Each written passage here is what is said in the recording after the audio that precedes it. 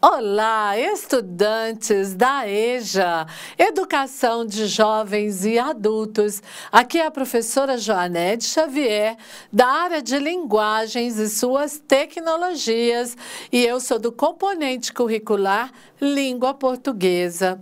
Vamos para mais uma aula? Nós hoje estamos já na aula 3 da segunda etapa do ensino fundamental, quarto semestre, módulo 2, unidade 1, correspondente aí ao 9º ano. E hoje nós vamos trabalhar figuras de linguagens 1.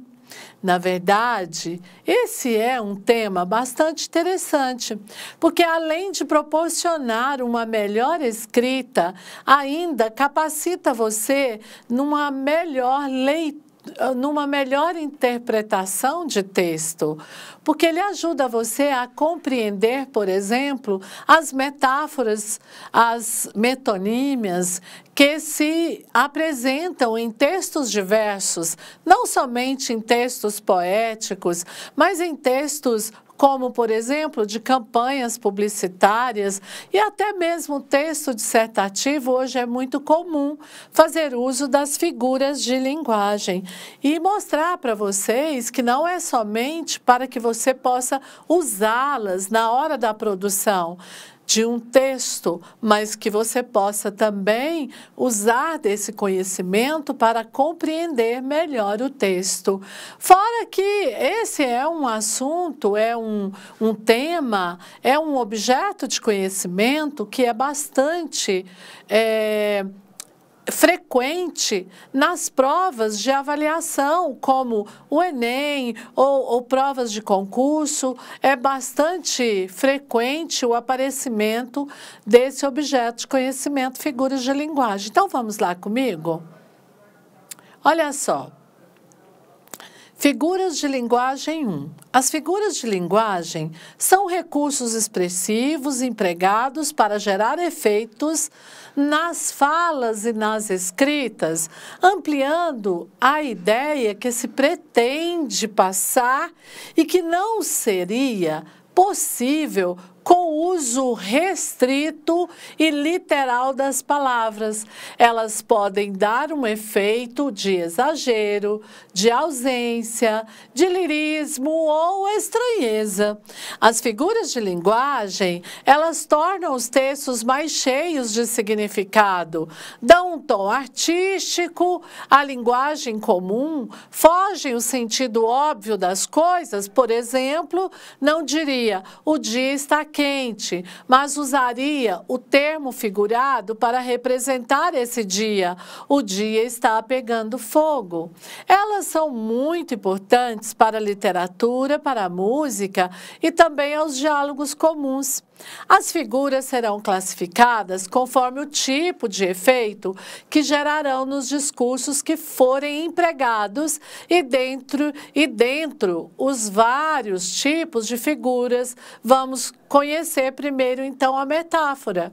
Ela é uma forma de comparação implícita, ou seja, é apresentada de forma não declarada, fica subentendida e ela é feita com base em uma característica em comum entre os elementos comparados. Por exemplo, o perfume de uma pessoa a uma rosa, ou outras situações. A metáfora ocorre quando se faz qualquer comparação sem utilizar as expressões que indiquem que uma comparação está sendo feita, como, tanto quanto, parece, entre outras. Exemplo: Marina tem um coração de pedra. Você percebe que é uma afirmação? Marina tem um coração de pedra. Não tem um coração como de pedra ou igual a de pedra. Não é. A Marina não expressa suas emoções e seus sentimentos. Ela é insensível. Agora aqui comigo, vamos lá?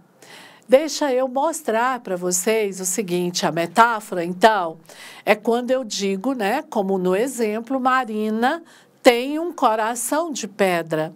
Eu não usei nenhum termo que pudesse fazer ou estabelecer uma comparação, como, quanto, igual a. Eu não usei esses termos, eu simplesmente afirmei.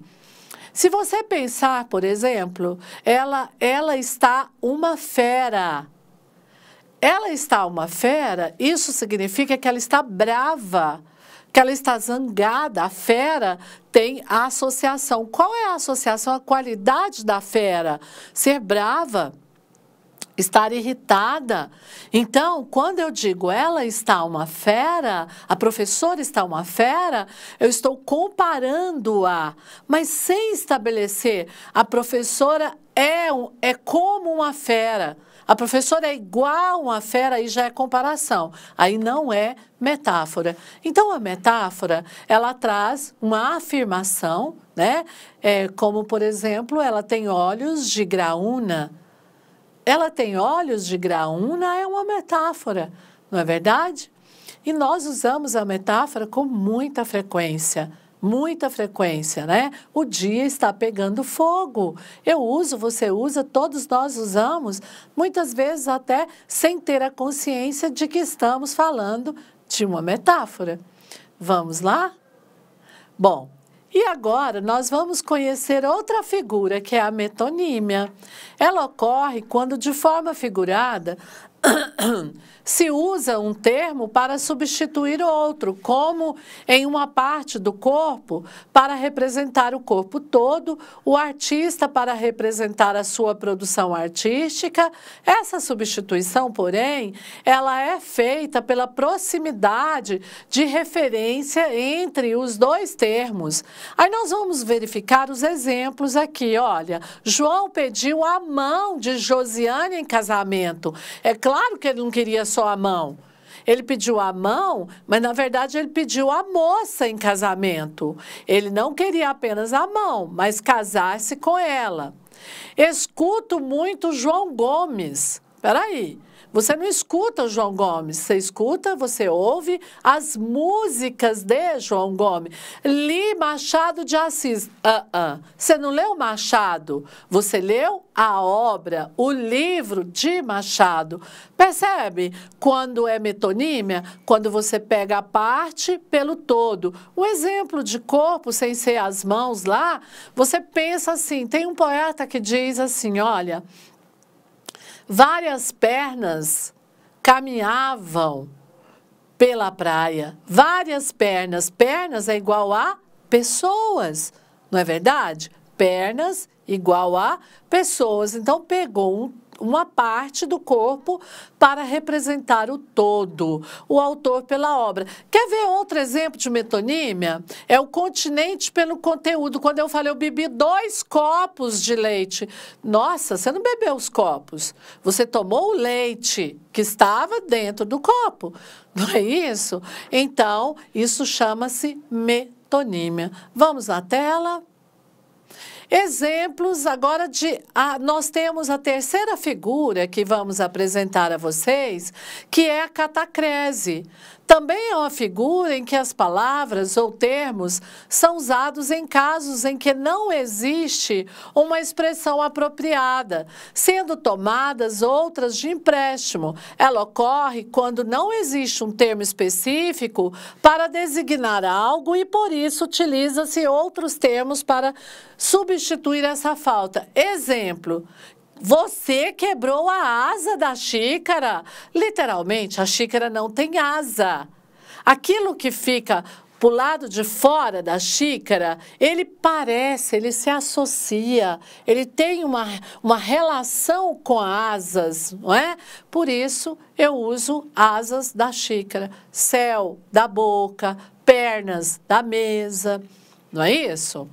Bom, o nome da alça que seguramos, o objeto, né? Seguramos o objeto, xícara, não tem um nome específico. E pegou o termo asa, que normalmente utilizamos para aves.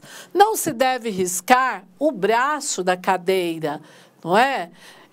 O braço da cadeira, a perna da mesa. O termo braço da cadeira substitui, então, o nome não é? Porque por falta de um termo mais apropriado e pela semelhança que ele tem, não é? O braço da poltrona, então é assim, a perna da mesa da mesma forma. Vamos lá. Bom, agora é a sua vez. Observe a charge, depois responda. A charge diz assim, olha, você é um colírio para meus olhos. Olha a metáfora aí. Um descongestionante nasal para o meu nariz. Um antiácido para o meu estômago. Tem gente que não sabe quando parar, né? Podemos afirmar que o personagem usou metáforas para se declarar a sua amada. Justifique sua resposta em seu caderno de estudos, não é? Então, isso aí agora é com vocês. Vocês vão fazer tudo isso aí. Agora, figuras de linguagem 2, e já quase encerrando a nossa aula de hoje, nós vamos verificar essa atividade para você fazer no seu caderno. Mas é claro que é uma metáfora, embora não traga muita beleza para a declaração. E o trabalho com as figuras de linguagem continuam como a linguagem conotativa, outro nome que podemos chamar a linguagem figurada. Pode expressar muitas coisas diferentes e tornar nossa linguagem mais dinâmicas. É mais dinâmica. Elas acabam sendo muitas. Você está preparado para continuarmos? Então vamos lá. Assim como as figuras de linguagem apresentadas anteriormente, iremos prosseguir com mais algumas. Deixamos registrado que não são várias, que não são várias e que aqui no 9º ano vocês estão conhecendo algumas, mas elas se desdobram em muitas e que se tiverem interesse em conhecer outras, no ensino médio terão mais oportunidade ou então, se por conta própria você gostou do assunto, pode pesquisar e adentrar ainda mais nesse universo. A figura de linguagem, né? As figuras de linguagem pertencem à conotação, pois possui sentido além do que é literal, dicionarizado. Versão inicial encontrada em dicionário. Elas estão presentes em vários tipos de texto, como em música, poema, em textos publicitários, em tirinhas, em romance e tantos outros. Então, vamos continuar a estudar figuras de linguagem? Agora nós vamos falar sobre a hipérbole. É a figura que permite o uso de expressões exageradas, feito de maneira proposital. Ela corresponde ao uso intencional de expressões muito exageradas para passar uma ideia. Exemplo, estou morrendo de fome. Que exagero, hein? Utilizou a morte para demonstrar a fome exagerada. Já te liguei 1000 vezes. Referência a ter ligado algumas vezes ou poucas vezes, mas parece que foi muito exagero. Eufemismo, o que é isso? Ao contrário da figura anterior, essa tenta suavizar o discurso com palavras ou expressões que amenizem o discurso ofensivo, prioriza o uso de expressões que tornam o enunciado menos agressivo ou desagradável. Um exemplo é quando eu digo, Manuel estava muito doente e partiu dessa para uma melhor. Partiu dessa para melhor seria morreu. Para evitar esse morreu, que é trágico, muitas vezes pode assustar, partiu dessa para melhor é uma metonímia, o que é? Um eufemismo. A expressão partiu dessa para um lugar melhor é equivalente a morrer, não é? Como, por exemplo, eu vejo uma pessoa mais cheinha, né? Gorda. Aí, para não ser desagradável, aí eu falo, olha, era assim uma pessoa robusta, né? Ou, não sei se fica pior nesse caso. E aí, quando encontro uma pessoa muito baixinha, eu falo, olha, é uma senhora desprovida de altura, né? Isso é um eufemismo, porque ele tenta falar, é uma baixinha, né? É uma gorda. Tenta suavizar essas expressões. Eu quero falar que ela tem pouca inteligência, né? O que hoje não é verdade, que todos nós somos dotados dela, da inteligência. Aí eu falo, olha, faltou pouco a inteligência, né? Ela tem a inteligência um pouquinho baixa. Então, isso é suavizar a expressão, é eufemismo. Seguindo, já concluindo para a gente ir embora. Antítese é a figura que utiliza palavras de sentido oposto em um mesmo texto, é a apresentação de duas palavras ou ideias com significados contrários na busca de um sentido. O amor e o ódio fazem parte da vida. São duas palavras, amor e ódio, que apresentam sentido oposto e antítese. Ironia é quando usamos, né, a afirmar algo querendo dizer o completo oposto dela, né? Ela expressa uma ideia por meio de uma construção que se diz o contrário do que realmente se quer dizer. Sério? Acho tão lindo quando vocês se reúnem para falar mal de mim. Não há beleza e nem a pessoa gosta de saber que tem alguém falando mal dela. Isso é ironia. E a personificação ou prosopopeia ocorre quando traços e características humanas são atribuídos a objetos, seres inanimados, né? Como exemplo, eu digo que as cadeiras começaram a discutir para saber quem ela escolheria para sentar-se. Bom, cadeira não conversa, mas quando eu coloco isso, eu estou usando uma personificação ou prosopopeia. Ufa! Finalizamos então mais uma unidade dessa jornada. Estamos aqui no final da nossa aula. Até a nossa próxima aula. Obrigada!